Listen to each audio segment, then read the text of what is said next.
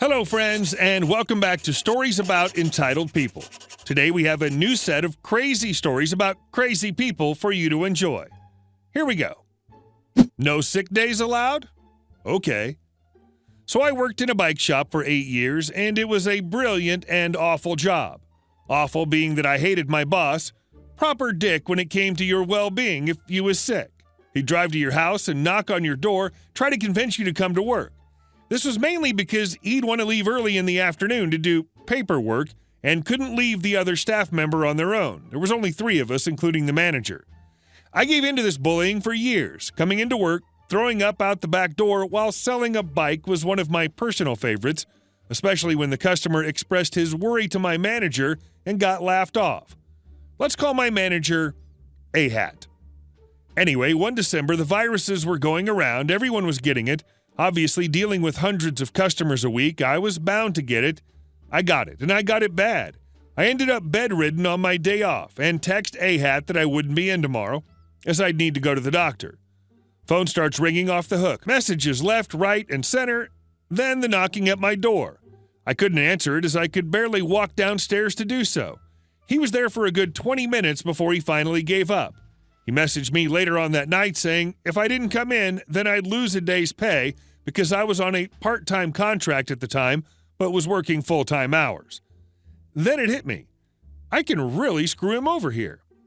I didn't need the money at the time as I worked in a pub at night as well, which topped my wages up quite generously. So I messaged him back, no problem, I'll go on to my contracted hours. See you in 2 days when my shift starts again. All I got back from A-Hat was, haha, okay. I came in 2 days later, still in an awful condition, but able to get on with some work whilst coughing my lungs up. A-Hat starts reeling off the Christmas orders. Now for a bike shop, it's a military operation of booking so many bikes in a day to build and be collected. You'd get 10 to 12 bikes in to build for the next day, then make sure today's bikes were picked up or moved back into storage. That alone is a full day's job on top of selling bikes and parts, etc. We also did car auto parts like bulbs and batteries, so in the winter, you can imagine how many of those we were changing on top. So you build around 220 to 270 bikes in December alone just for Christmas, on top of any other sales you might get on the day. So roll on my first day back, get my bikes built, get customers served, all sorted. This was the Wednesday, so I tell A-Hat I'll see him Friday as that was my next contracted day. Say what? No, you'll be here tomorrow. Got a lot on this month. No, I'm part-time. I won't be in. Contract says so. Stop being daft. Get your arse in tomorrow. Sure enough, I don't turn in. Come Christmas Eve, it's the biggest effing mess you've ever seen. Bikes everywhere, no one collecting them, and those that are, their bikes haven't been built. Worst Christmas ever recorded in that shop. No one was paying for bikes because they couldn't collect them due to not being built, or they're in storage 15 minutes away that A-Hat can't get out of the shop to go grab them for the customer. So guess who got handed a lovely, shiny, full-time contract with sick days, a higher wage, and an apology on New Year's Eve? I was there another year and never got bugged for taking a sick day again.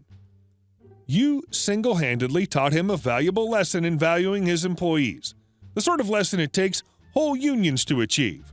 Bravo! And our next story. Manager bullies me for several months until I finally quit. I made sure to get him fired. This happened around 2016. At the time, 26-year-old male had been on the job for a while, looking for a better paying job than I had before, and found one at a camera security company that was looking to hire someone for the service desk. I went for an interview and got a call back later that day. If I wanted the job, it was mine. Now, my new manager was ex-military, specifically ex-Army, not American, just pointing that out. He really didn't like having people disagree with or going against him, a thing I was very unaware of when I took the job. For 2 to 3 months, everything was going well. The manager was cordial and seemed to really enjoy having me there.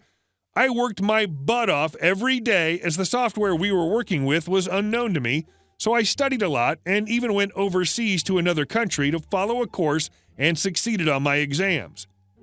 However, after that period, my grandpa, who was like a second father to me, suddenly was hospitalized. This all happened on a Wednesday. The family came together in the hospital several times to show support and see Grandpa. However, on Friday afternoon, 3 p.m., I was called up by my father, my grandpa's son, while I was at work, and he explained to me that Grandpa unfortunately passed away. It took me a while to calm down. I went to my manager and explained what just happened and that I'm going home to be with my family. However, that day there was an event. The company was doing a charity event, and this charity was going to be public news. They already announced the amount of people participating in it would look bad if they were a person down. It was basically just good for PR. So he refused to let me go. I told him that by law, he cannot deny me, as my contract states I can take a day for a death in the family, and that I was leaving now. This was the turning point. He went from a nice manager to a manager from hell. Suddenly, everything I did was wrong. I was told he couldn't believe I was in this line of work for 6 years and be this bad at my job. He cussed me out and ridiculed me in front of my colleagues and even clients. This all continued for several months and severely began to impact my mental health.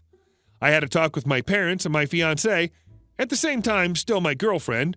I'd asked her to marry me in December 2016, and they basically told me that this was not okay, that I didn't have to take this and that I should give them my 2 weeks' notice. I agreed. The following day, I went to HR and explained why I was leaving the company and that I couldn't stand the idea of working even a single day more with that excuse of a human being. HR showed interest in my well-being and, even more importantly, in what I was claiming about my manager.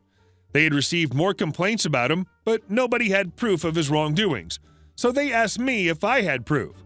I told them I'd be looking for a new job, but I gladly fit in the time to collect all I could. For the next 2 weeks, I collected everything: memos, emails, voice recordings. When on the phone, the calls are automatically recorded, and the dumb butt was stupid enough to cuss me out while I was on the phone. Lucky me.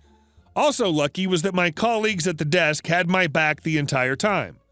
They'd been trying to cheer me up, said I was doing fine work, and that they also didn't understand this man's behavior. So when I came by and asked if they'd mind signing a document that everything I stated in the paperwork was true, they gladly did it. I had one last talk with HR and him at the same time the last day I was there. Before he even walked in, I told the HR person who was mediating, he's going to walk in, say what he wants to say, and I'll be quiet and listen. When he's done, I'll explain my side, and he's going to interrupt me, tell you I'm lying, and talk about completely unrelated subject matter to drag the conversation another direction. She looked surprised at my comment, but had no time to respond as Mr. Army Man walked in and began his spiel. Exactly as I stated, he'd blurt his side out, and once I tried to talk, he'd consistently interrupt me and try to pick fights. Eventually, I got up, told HR, I told you so. Here's the documents you've been asking for. I placed a filled folder with several dozen emails, plenty of memos, and a USB containing 3 phone conversations and even video footage of him yelling at me. In both voice and video recordings, you could easily hear him cuss me out. I gave the manager a big, bright smile, who was smirking victoriously, and said to him, I don't think you'll be smirking like that for long. Enjoy your little victory. His smirk disappeared into a confused scowl, but I slammed the door on him before he could respond and left the building feeling like a huge, and I mean humongous-sized, planet-sized amount of stress fell off my shoulders. Within a month, I was back to my old self. 2 months later, I was working at a new job, and out of curiosity, I checked my ex-manager's LinkedIn. Unemployed. I called one of my old colleagues to ask what exactly went down. My proof opened a Pandora's box. He was being disrespectful to the female staff, insulted the older staff, and on multiple occasions was less than cordial with our external hires. None of these complaints were acted upon because it was his word against theirs, and there was no proof. However, me providing overwhelming proof of his gross behavior towards me made all other complaints now to be taken as fact. He was promptly fired less than a month after I left, and they refused to provide him with any form of reference. In a field like his, references mean a lot, so not getting one from a company you worked at for nearly a year is a huge red flag. It's now 2020. 4 years passed, and according to LinkedIn, he's still not working in his field. I'll gladly admit that I felt rather wickedly satisfied, and still do whenever I happen to think about it. Always reminded me of the quote that people don't leave jobs, they leave bosses. And our last story. Guy paints his house bright purple to spite the town historical board. When my dad was growing up, every morning his bus to school would pass this bright purple house with yellow trim. Just super obnoxious paint job overall. It was so noticeable that everyone referred to it as the Purple House. It was kind of a running joke. Turns out when the guy first bought the house, he painted it an off-white color and immediately got in trouble with the town board. Since he lived in a historical part of town, there were specific colors he couldn't paint his house, and the basic off-white color was in violation. He thought it was stupid, so he fought it but lost. The guy just spent several $100s repainting his house and now had to do it all over again, so he was PO'd. As revenge, he finds the most obnoxious color that he could find that was technically in compliance with the code and paints his entire house that color, which ended up being bright purple. He kept his house that way for as long as he lived there, pissing off the board for years. Hey guys, thank you all for watching the video, and I'll see you in the next one.